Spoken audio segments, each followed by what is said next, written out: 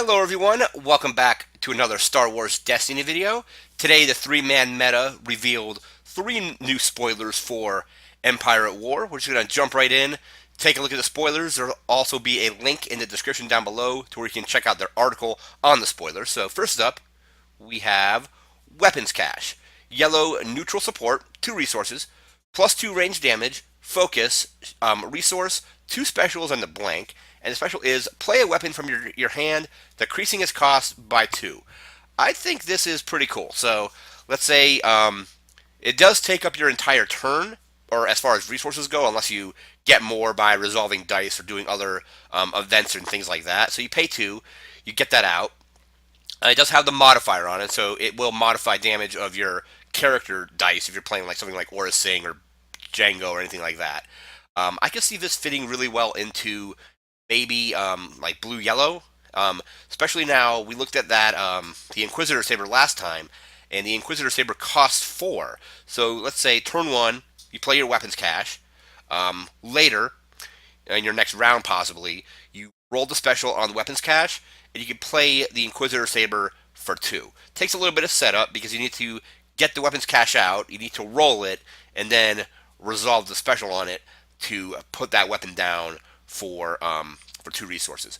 I can see this slotting well into a lot of different decks. So, like I said, blue yellow with the Inquisitor Saber, bringing that down to 2. Normal lightsabers go down to 1 with this special. Yellow hero, if you want to play this with hero, you can bring out a DL44 for 1. Again, it requires a little bit of setup because you have to play the up or the support, roll it, and then resolve it. Unless you just happen to use like something like cunning and trigger the special on this without this die being rolled out. But weapons cache, pretty cool. I like the sides. Um, so you have the modifier. You can also then focus something else into damage with the focus. You can get the resources, or you can use the special to play something or a weapon for 2 less resources. So that's pretty cool. Again, if this was Spirit of Rebellion, I would say this card wouldn't be that great because of how fast Spirit of Rebellion and Awakenings became. But it looks like with Empire at War, they are definitely trying to slow the meta down a little bit with vehicles and being able to get multiple uses out of different supports and things like that. So we're going to move into our next card. Next up, we have the EMP Grenades. I believe this die was partially spoiled a while ago. But anyway, neutral gray upgrade, 2 resources, 1 disrupt, 2 disrupt, 2 discard for a resource, resource special and blank.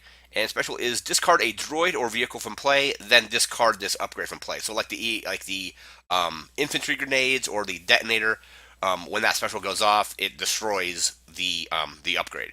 So you might want to use this in a deck where you can cycle it.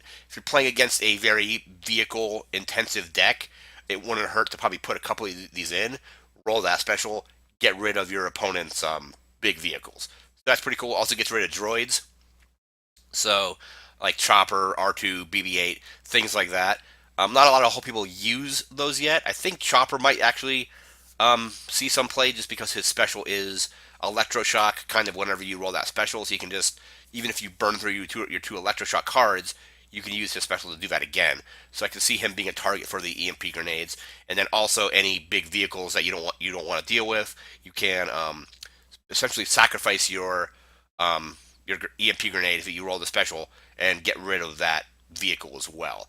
I think this can also go really well in any deck that is running Imperial Inspection because it has the 2 disrupt sides. It also has the discard side, the resource side, and the special. So let's say you're playing it in an Unkar deck. You Unkar and a red Unkar Trooper maybe, and someone else. You roll that disrupt, bounce an upgrade, and then later blow up their vehicle if you were to focus it or re-roll it to land on the special, depending on how many of these you have out. So let's say you have Unkar with this and like a data pad. So roll Unkar out, disrupt, ton of resources. So you disrupt their resources, you bounce their stuff, you have salvage stand out, you get rid of resources as well. And then if you roll the special, blow up a vehicle. So EMP grenades, pretty cool. Definitely going to be probably included in a lot of decks that are going to be anti-vehicle. So make sure your opponent's vehicles get discarded by using the special. We're going to move into our next card.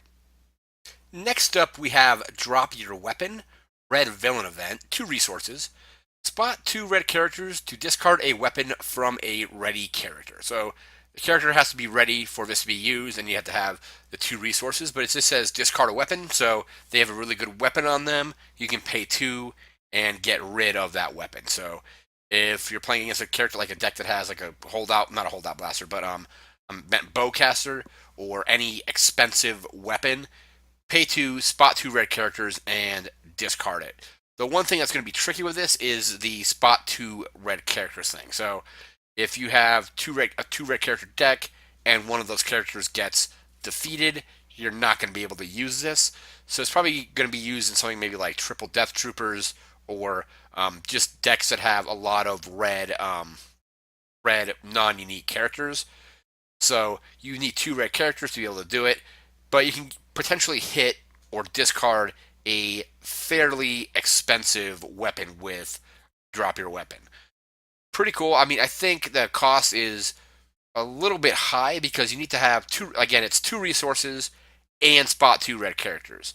If it was maybe 1 resource, it would be a little bit better, but it does a lot. So it gets rid of a potentially like really devastating weapon, especially if it's one that your opponent just basically spent 4 resources on a holdout blaster or an Inquisitor lightsaber to then have you turn around, spend 2, spot your 2 red characters, and get rid of the weapon that they just spent all their resources on. And then your opponents aren't going to have any resources because they just spent them to get that weapon out. So that is drop your weapon. I think it could be pretty interesting. I don't know if it's going to be played a lot or if it would be people would just probably rather play disarm. I'm not really sure. This gives mono red something similar to disarm, even though it plays a little bit differently because you need to spot characters and pay 2 resources. But that's that card. We're going to move into our next card. And final card spoiled today was Lightsaber Training, 1 resource, neutral blue event. Turn up to 2 of your blue weapon dice to sides of your choice. So let's say you have a lot of blue weapons out, you pay 1 resource, essentially turn them to whatever sides you want, probably damage, but turn them to damage and then later go ahead and resolve them. Let's say you do something with force speed, so you play force speed special, play your Lightsaber Training, flip your weapon dice to whatever size you want. You have 1 action left. You then go ahead and resolve all that melee damage or range damage or whatever it may be. So pretty cool. I do like that it's like unlike something like Use the Force. So it's kind of similar. Use the Force requires you to spot a blue character, and then you can change any die to any side. So it hits more dice.